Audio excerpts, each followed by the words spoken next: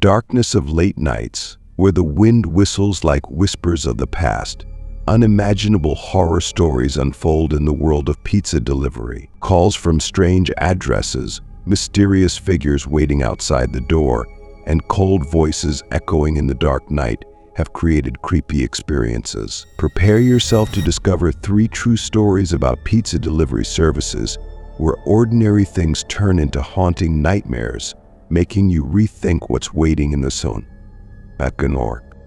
Story 1: Scary Night Pizza Delivery. I will never forget that night.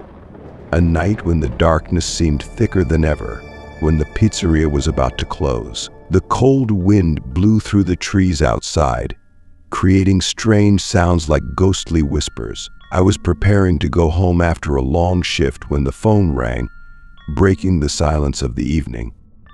That night, I worked alone at the counter with no one around. When I picked up the phone, there was only terrifying silence on the other end of the line. I waited, but there was no sound. After a minute, the phone rang again. This time I felt a strange anxiety, but still decided to pick up the phone. Still silence. Just as he was about to hang up, the weak, cold voice of an old woman suddenly rang out. "I want a pizza," she said, her voice sounding like it was from a faraway, mysterious place. Even though I was internally screaming to end my shift and go home, I still tried to remain polite. I asked for the address and wrote it down. The old lady hung up without saying anything else, leaving me with an uneasy feeling. It was rude, but I ignored it and yelled to the chef that I needed a pizza. When my boss confirmed that I had to make a delivery, I felt a shiver run down my spine. Although I was initially discouraged, I suddenly realized that unusual orders often result in large tips. I wrote down the address and promised the old lady that the pizza would arrive soon. But when I left the shop, a heavy feeling covered my mind. Entering the address into the GPS, I started my journey. The house was 7 miles away, and the GPS led me to a quiet, secluded part of town. When I arrived, a small, old, one-story house appeared before my eyes. No light, no sign of life. I felt like I was entering another world where time seemed to stop. Pizza in hand, I walked to the door and rang the bell. Silence reigned. No one answered. I rang the bell again, feeling uneasy. After ringing the bell twice without any response, I was about to give up when suddenly I saw a figure standing at the window. A cold feeling ran down my spine. As I approached the window, I saw an old woman, probably in her 70s, staring at me with a blank look, as if she was looking right through me. I shouted that I brought pizza, but she didn't react. The feeling of fear increased inside me. For the first time, I felt like I was in a horror movie.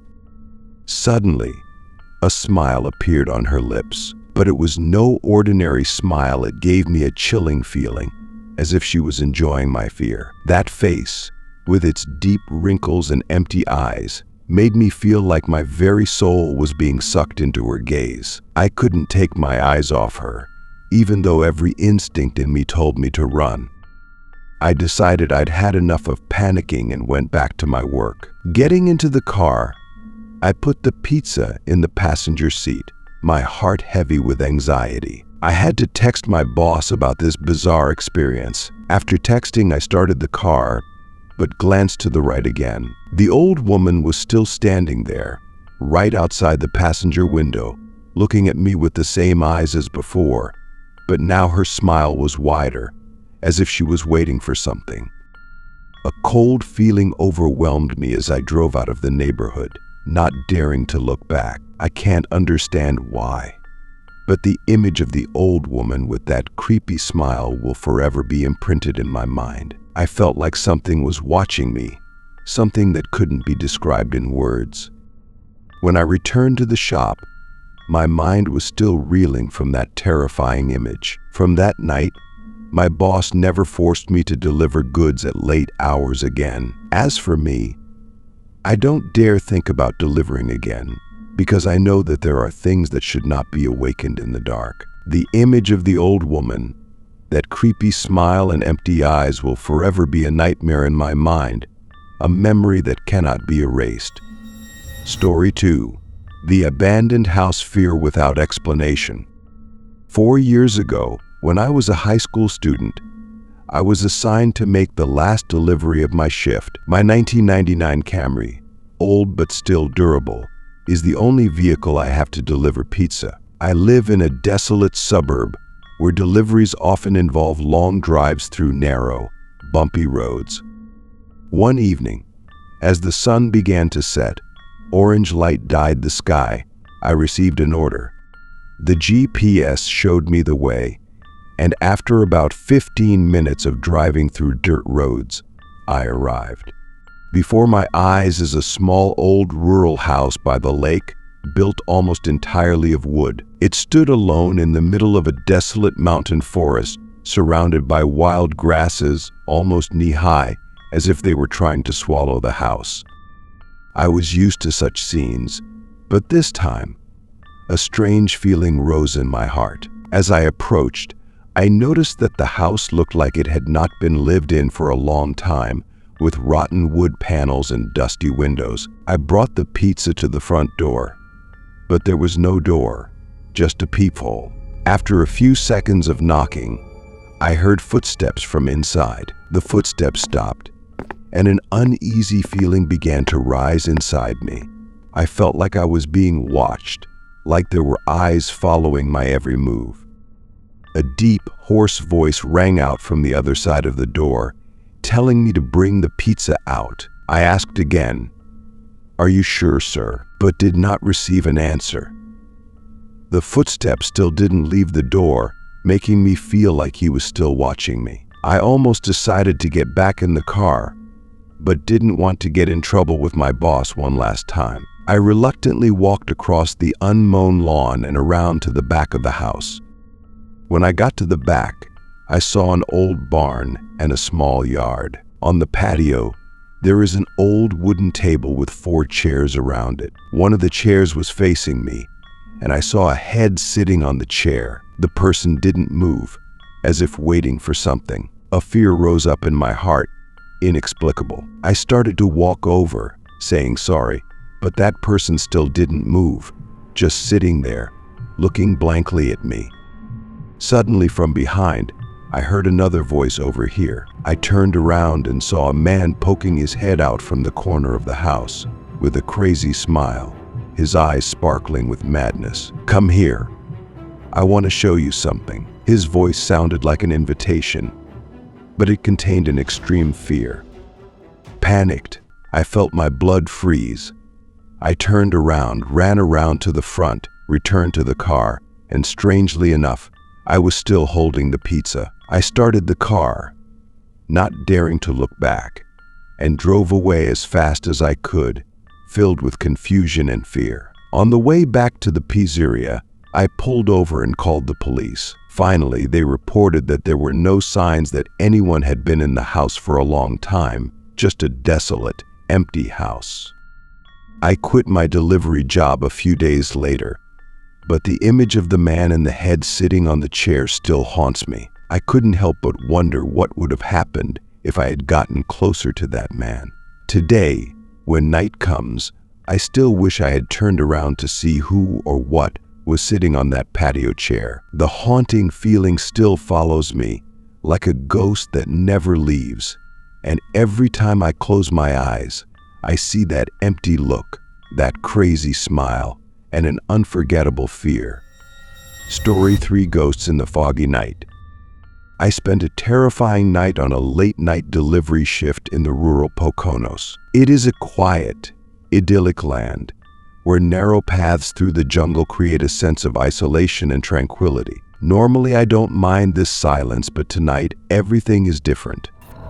It was pitch black, and a thick fog covered everything around me, narrowing my vision to just a few meters ahead. I drove along the familiar shortcut leading into town, a road I had passed countless times. But this time, just as I was engrossed in thought, A dark shadow suddenly jumped out in front of the car from the bushes along the roadside. I panicked and stepped on the brake, but it was too late. A terrifying crash sounded from the front of the car, shaking me.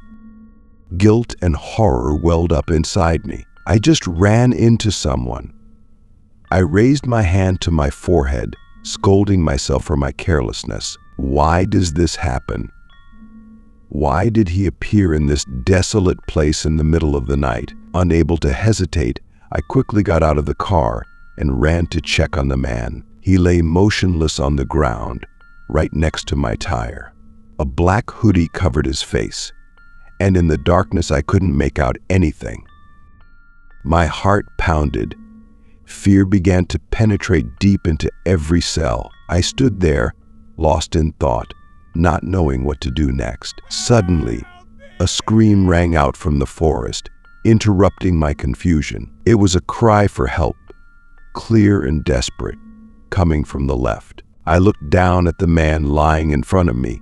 He was still lying there, not moving. Instinct urged me to help the person who was calling for help. But why did he appear here? And why did he jump in front of my car? Regardless of reason, I turned and ran towards the forest where the scream came from. I hoped to hear another cry to determine the direction, but all around me was absolute silence. There were only the sounds of dry leaves and night creatures making murmuring sounds, as if they were teasing me. I shouted, calling someone in vain, but in response I was only my own echo. Suddenly I heard the sound of leaves being trampled, causing me to turn around in surprise. Even in the darkness and mist, I saw the silhouette of someone hiding behind the opposite tree. Terror flared up in me. I ran back to the car with all my might, not daring to look back, afraid that someone was following me. But when I returned to my car, the man I hit had disappeared without a trace. Not daring to think anymore, I jumped into the car, slammed the door and drove away, trying to stay calm even though my heart was beating like it wanted to jump out of my chest. I continued driving, trying to complete my mission, delivering the pizza to the final address. When I arrived and rang the bell, a middle-aged woman opened the door. She paid for the order, but her eyes were focused on something behind me, making me feel creepy. Then she asked, her voice filled with doubt, "Do you have someone with you?" I was confused by her question and could only stammer out what she meant. She said there was someone with me in the car. Hearing this, a cold feeling passed through my body. I turned my head, looked at the back seat, and sure enough, there was someone sitting there, a shadowy figure, but clearly someone's presence. I panicked and called the police right from the woman's phone. They arrived quickly, but when they searched the car, the person in the back seat was gone. However, what scared me the most was that they found a bloody knife on the floor of the car, right where that person was sitting. The memory of that night still haunts me every day, making me shudder every time I think about it. Just imagining how things might have turned out if I hadn't delivered that night is enough to make me feel the pain to the core. The Poconos night is no longer as peaceful as before. As the lights brightened and the darkness gradually faded, the haunting images from that night remained imprinted in my mind. Pizza delivery, once considered a simple pleasure, has turned into a terrifying nightmare. Secrets buried in the darkness and restless souls still lurk around us, reminding us that there are things that should not be awakened. Be careful with calls late at night, because in the dark, there may be eyes watching you. And sometimes pizza is not just food but also a door to other places. Unimaginable horror.